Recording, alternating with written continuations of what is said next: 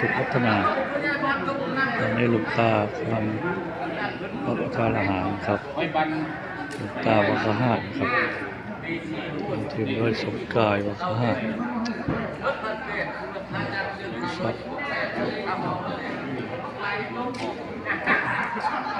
น้องวัดพระธาตุสุขพัฒนาเพื่อนเยอะแยะนะครับเพื่อนมากมายมาให้มาอายุถึง40 ปี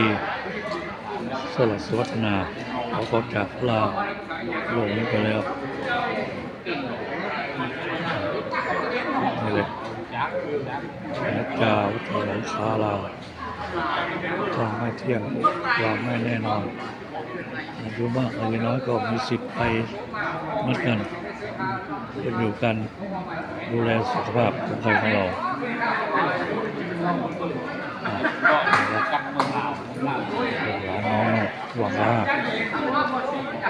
สุขพัฒนาวัฒนาอายุ40 ปี